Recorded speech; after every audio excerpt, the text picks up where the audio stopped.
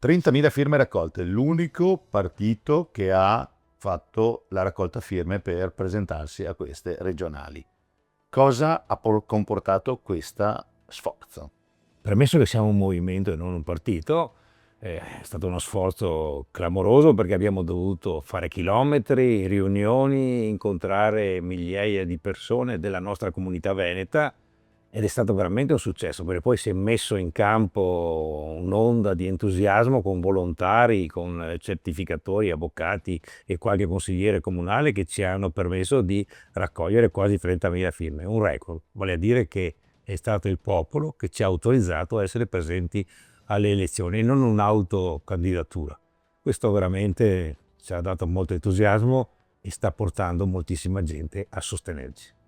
Lei è un medico e in qualità di medico cosa andrà a fare? O cos'è tra le principali voci del suo piano elettorale? Beh, io vengo dalla medicina e quindi è chiaro che ho visto la situazione della medicina in questi anni deteriorarsi, però ce lo dicono le persone perché è per quelle che noi vogliamo lottare e ci dicono che sono preoccupate delle liste d'attesa, del procrastinare degli interventi, delle difficoltà nei pronto soccorsi, della medicina di prossimità, quella da cui provengo, la medicina di famiglia, che ormai insomma 200.000 veneti non hanno il medico di famiglia. Vogliamo rovesciare questa situazione.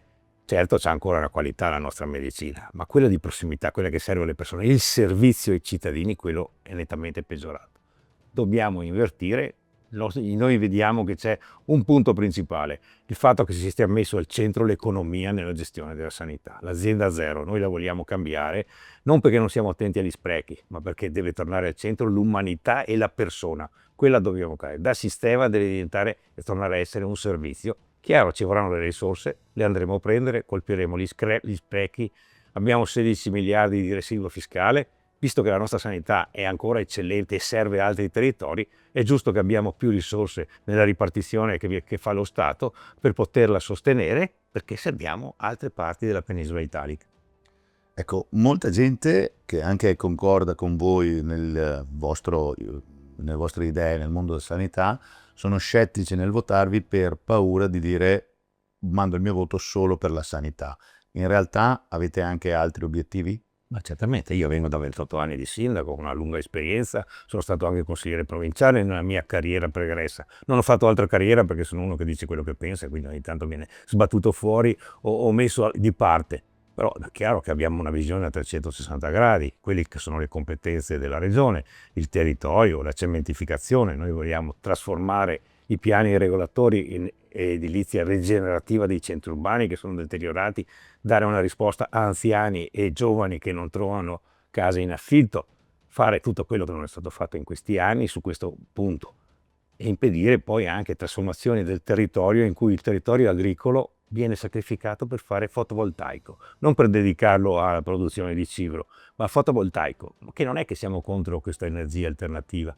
Il guaio è che ci sono dietro multinazionali interessi che non hanno nulla a che fare, sono investimenti che portano risorse e sono quindi speculazioni. Noi su questo ci mettiamo di traverso come altre aree del territorio. Chiaro che poi non siamo poco attenti al mondo produttivo perché una regione senza manufatturiero non può andare, il nostro core business, se mi si permette il termine, è piccole e medie imprese, vogliamo sostenerle cercando di tornare a fare sistema. Una volta c'erano i distretti che funzionavano, dobbiamo mettere insieme quelle che hanno qualità, dare loro risorse per fare innovazione, per attrarre i nostri giovani che devono essere formati, non tutti potranno essere laureati ma abbiamo bisogno di specialisti e anche per la ricerca di mercati alternativi che le piccole imprese da sole non possono fare e magari in un mondo di competizione hanno bisogno di avere accompagnamento.